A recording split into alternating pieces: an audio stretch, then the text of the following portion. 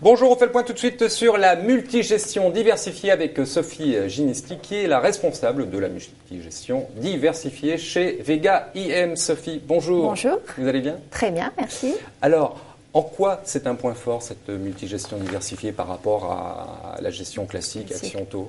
Donc, si on regarde les performances sur le premier trimestre en Europe, on a des performances qui sont assez similaires sur le marché action et sur le marché taux. Alors, il est vrai qu'un investisseur classique pourrait se dire que ces deux options se valent, mais non, elles ne se valent pas. Et c'est là que le gérant allocataire prend toute sa place et toute son importance. C'est lui qui va juger des primes de risque associées au rendement et de voir si les facteurs de soutien peuvent continuer ou non sur telle ou telle classe d'actifs. D'accord. Mais alors, pourquoi choisir la multigestion?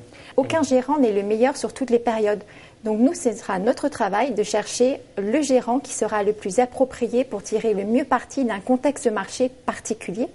En outre, l'avantage, c'est qu'on a un univers beaucoup plus international que stricto sensus européen et donc un univers beaucoup plus large qu'un investisseur classique pourrait avoir. Très bien. Alors, il y a Jérôme Tavernier qui est venu. Il nous a parlé de gestion classique, diversifiée.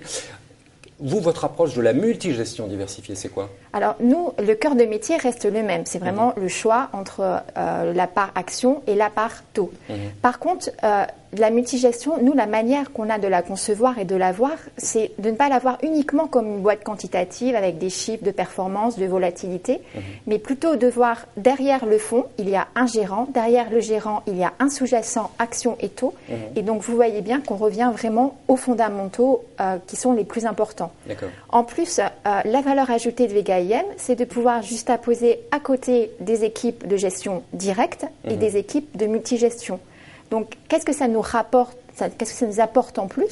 Mais c'est de pouvoir avoir des échanges qui sont beaucoup plus nourris aussi avec les gérants externes et de pouvoir avoir un discours plus enrichi avec eux.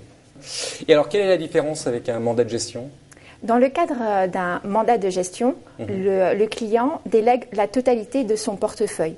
Alors que dans le cas d'un fonds de fonds, c'est seulement une ligne qui peut être logée dans un contrat d'assurance vie. Voilà la différence. Donc c'est beaucoup plus souple. Beaucoup plus souple, en effet.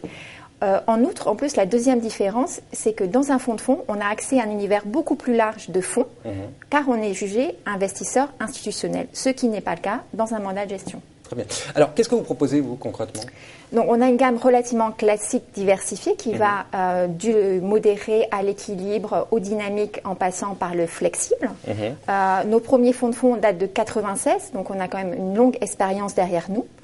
Et c'est vraiment des profils, on peut dire, classiques qui peuvent permettre de répondre au mieux aux différents profils d'aversion au risque, d'horizon de placement de nos clients. Et ça marche?